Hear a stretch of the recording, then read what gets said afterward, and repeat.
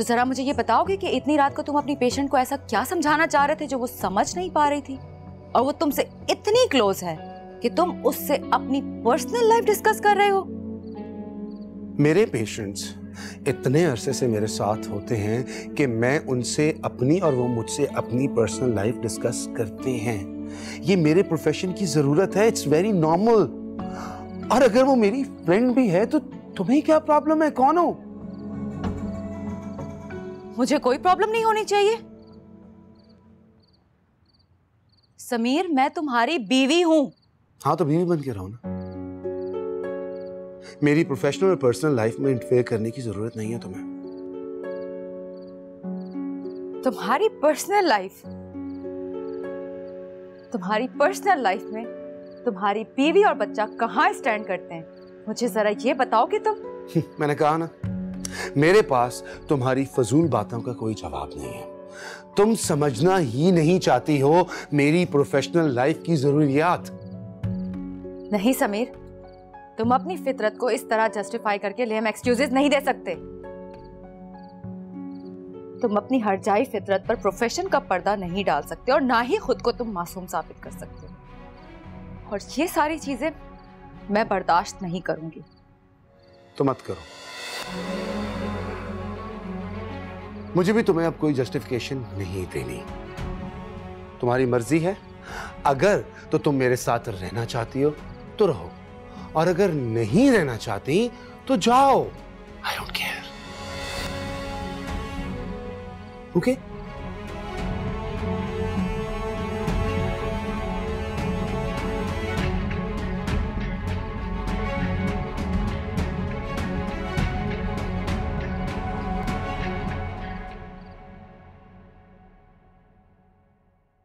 समीर, आज आप अर्शल को प्लीज स्कूल ड्रॉप कर देंगे?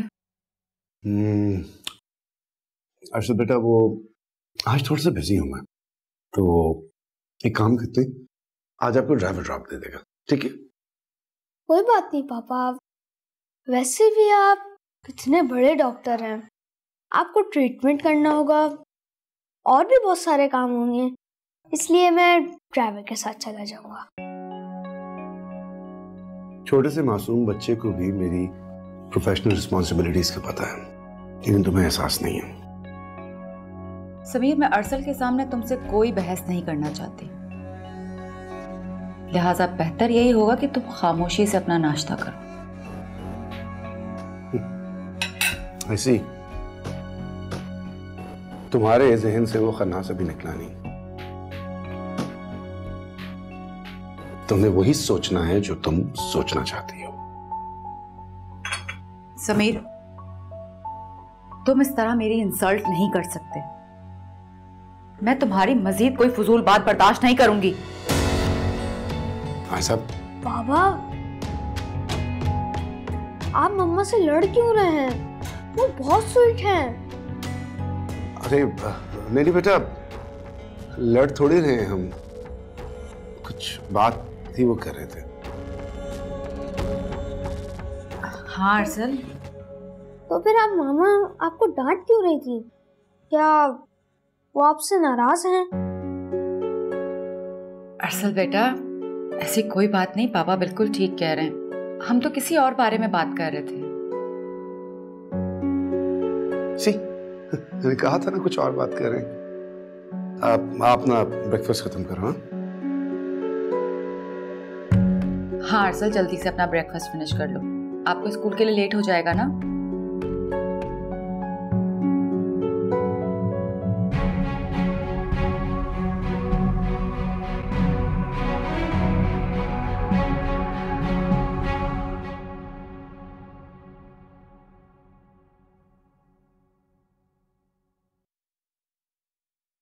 मीरा, तुम्हारी तबीयत ठीक नहीं है क्या?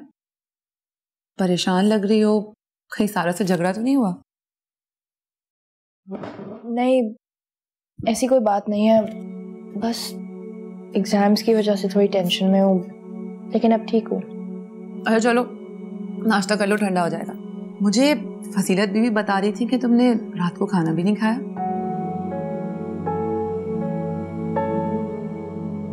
तुम भी ना अपना ख्याल नहीं रखते। लो जूस पियो। थैंक्स। हेलो, नाश्ता कर लूं? हाँ कर रही हूँ।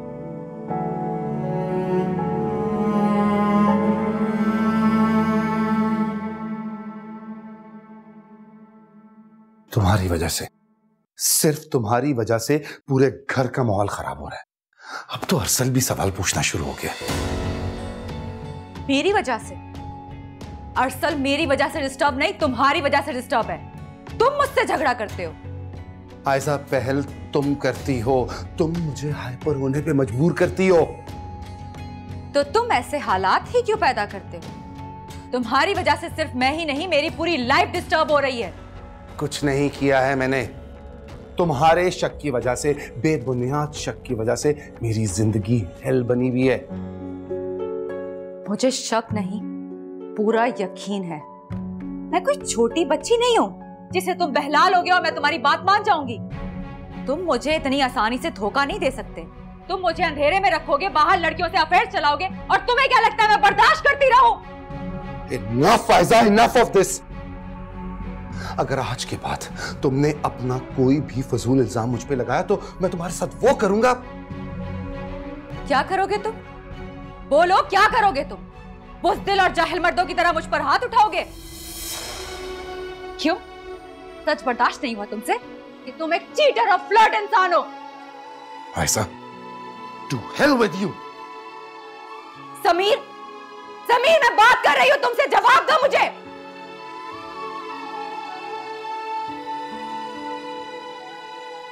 सारा, इतनी सुबह सुबह कॉल की तुमने? All good? तुम्हारी खैरियत पूछने के लिए। कल तुम बहुत डिस्टर्ब लग रही थी, मुझे फिक्र हो रही थी तुम्हारी बहुत। तुम ठीक तो हो ना मेरा?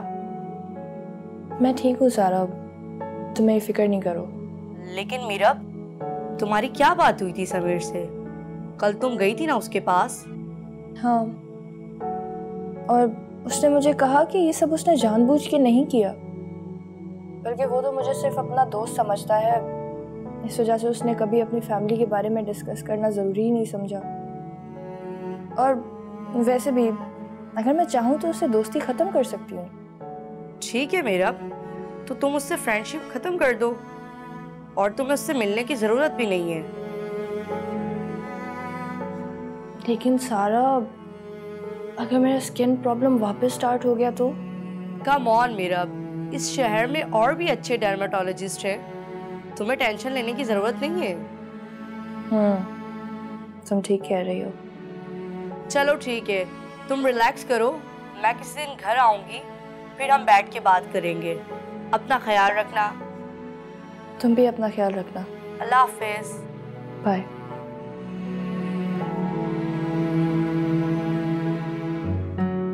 क्या मैं समीर से दोस्ती खत्म कर सकती हूँ? क्या मैं उससे मिलना छोड़ दूंगी? क्या मुझे वाकई में समीर के मैरिड होने से कोई फर्क नहीं पड़ेगा?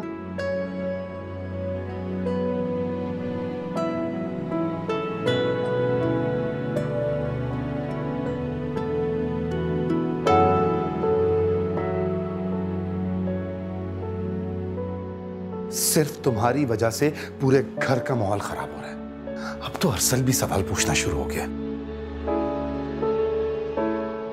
ये सब क्या हो रहा है? हमने तय किया था कि हम किसी भी बात का इशू बनाकर लड़ेंगे नहीं, फिर ना चाहकर भी ऐसा क्यों हो जाता है?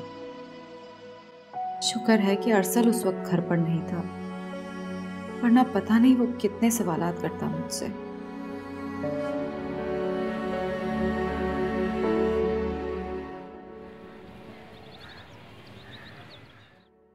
ज़ाहिदा अक्सर आप लोगों का जिक्र किया करती थी, बहुत अच्छा लगा आप लोगों से मिलकर। हमें भी आप लोगों से मिलकर बहुत अच्छा लगा। ज़ाहिदा तो खैर मेरी बहुत ही पुरानी दोस्त है, लेकिन इतने अरसे बाद मुलाकात हुई है तो बहुत खुशी हो रही है। रिया साहब, आप भी हमारे घर तशरीफ लाए, बहुत खुशी होगी। जी जी जरूर। अरे तुम अपने बेटे को भी साथ लेकर आती, उससे भी मुलाकात हो जाती। दरअसल वो आना चाह रहा था, एंड टाइम पर उसके दोस्त का फोन आ गया और वो वहां चला गया। जब से पाकिस्तान आया ना, उसने अपने दोस्तों से मिलना जुलना बढ़ा दिया है, बस इसी तरह से लगा रहता है। तुम तुम घर आओगी तो मिल लेना ना। जरूर इंशाल्लाह। आप क्या बिजनेस करते हैं? वो दरअसल दुबई में हमारे अपने स्टोर्स थे। जब से पाकिस्तान में सेटल हुए हैं, खबर चाहता है कि वो यहाँ अपना बिजनेस सेट करे। आप तो जानते हैं भाई साहब कि बच्चे अपनी मर्जी और खुशी से ही काम करना पसंद करते हैं। तो बस यही वजह है कि हम अपना दुबई का बिजनेस वाइंड अप करके यहाँ आ गए। वैसे भी अपना मुल्क अपना होता है। क्या ख्याल है आपका? जी बिल्कुल, बहुत अच्छी बात है। आपकी क्या मसरूफियात है? ये मेरा तो इंपोर्ट एक्सपोर्ट का बिजनेस है, मैं और मेरा भतीजा हैंडल करते हैं। अब माशाल्लाह मेरी बेटी भी हाथ बटाना शुरू हो गई है। अरे रुमाना, बच्चियों से तो मिलवाओ, कहाँ है वो? हाँ हाँ, मैं बिल्कुल बुलाती हूँ। लो माहा आ गई। अस्सलाम वालेकुम। वालेकुम अस्सलाम। जीती रहो। ये मेरी बड़ी बेटी है माहा। माशाल्लाह। यहाँ बेटा, यहाँ के बैठो मेरे पास। माशाल्लाह माशाल्लाह माशाल्लाह, बहुत प्यारी बेटी है तुम्हारी। छोटी बेटी मीरब अभी एग्जाम से फारिग हुई है, तो वो अपनी किसी फ्रेंड की तरफ गई हुई है, और सारिम भी कहीं बाहर निकला हुआ है। कोई बात नहीं, उनसे भी मुलाकात हो जाएगी। अब तो मिलना जुलना लगा ही रहेगा। हाँ बिल्कुल। और वैसे भी भाई साहब, नेक्स्ट टाइम आपने आना है हमारी तरफ डिनर पर। हाँ जी जी, जरूर आएंगे इंशाल्लाह। और बेटा, क्या पापा के बिजनेस में हाथ है?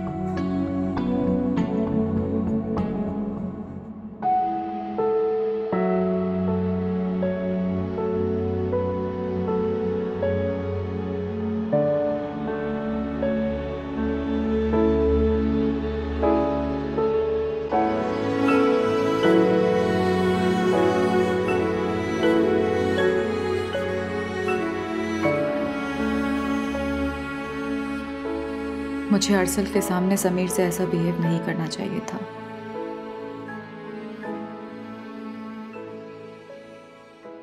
तुम दोनों आपस में झगड़ रहे हो क्या? और तुम इस बेचारी को कहाँ की सीट के लेके जा रही हो?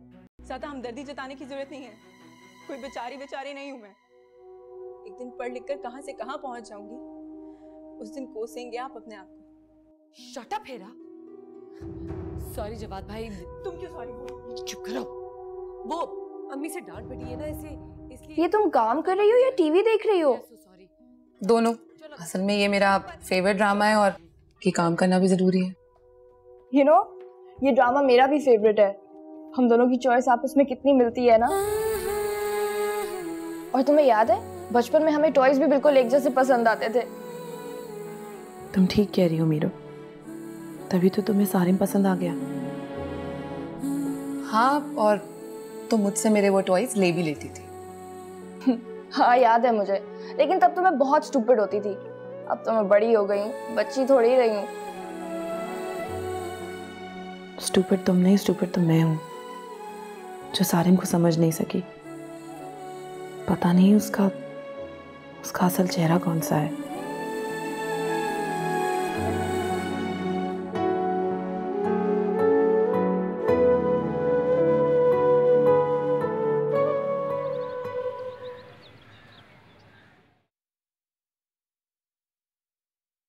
रियासत में सोच रही थी कि जाहिदा ने हमें इतने प्यार से इनवाइट किया अपने घर, तो हमें जाना चाहिए। हाँ, लेकिन फिलहाल तो मैं कंपनी के बड़े अहम प्रोजेक्ट पे बिजी हूँ। उससे फारिग हो जाऊं तो फिर किसी दिन चले जाएंगे। मेरे ख्याल में मुझे इस मामले में जल्दबाजी से काम नहीं लेना चाहिए। मुझे जाहिदा की तरफ से किसी पेशकदमी का इंतजार करना होगा, क्योंकि ऐसा लगता है कि उसे माहा बहुत पसंद आई है। अब वो खुद ही माहा के लिए अपने बेटे का प्रपोजल पेश कर दे तो ज्यादा बेहतर होगा। चलें ठीक है, मैं फजीलत से कह के आपका नाश्ता रखवाती हूँ। ठीक है।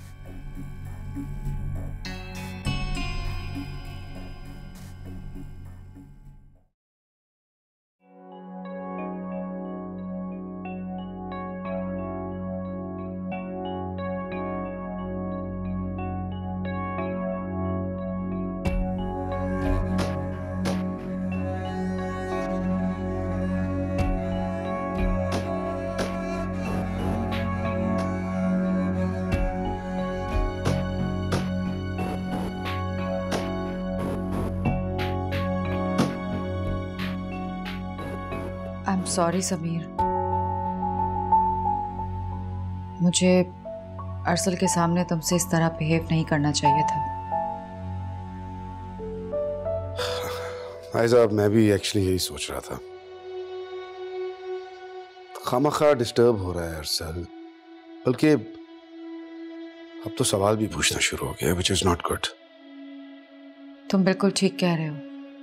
अरसल अभी बहुत छोटा है और मैं नहीं चाहती कि हमारे दरमियान के इख्तलाफात की वजह से उसकी जिंदगी बर्बाद हो। इसलिए सिर्फ उसकी खातिर मैं सब कुछ भुलाना चाहती हूँ।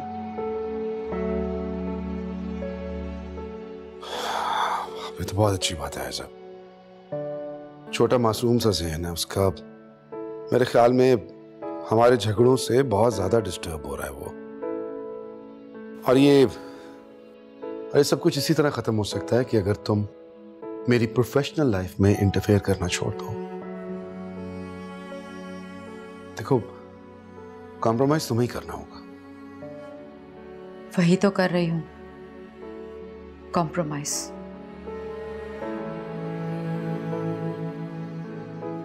Good night.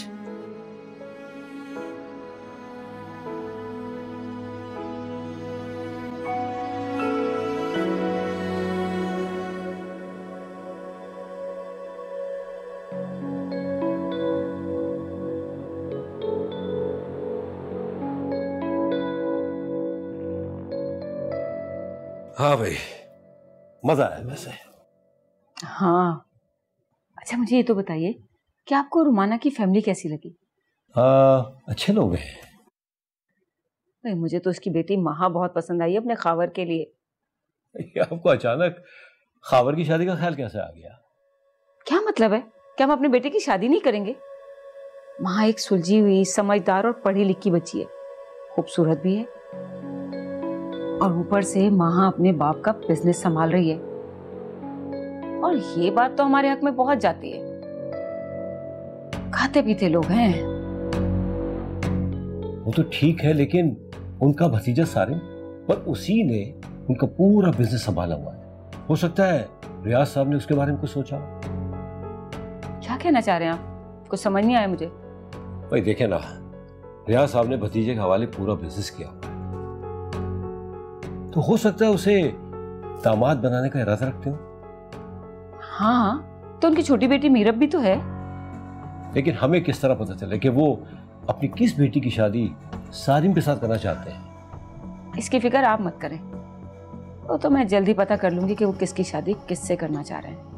हाँ, मगर कैसे? अरे हम खावर के लिए महा का हाथ मांगेंगे, फौरन पता चल जाएगा।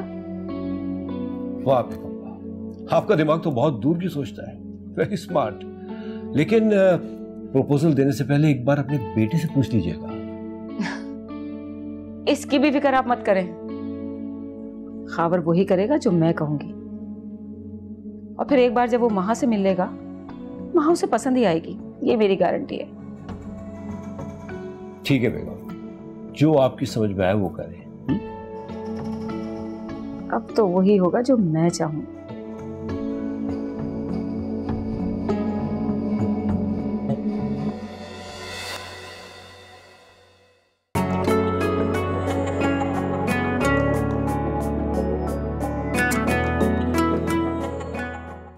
नैनों से नैनों का रिश्ता है बरसों का, ये है जियो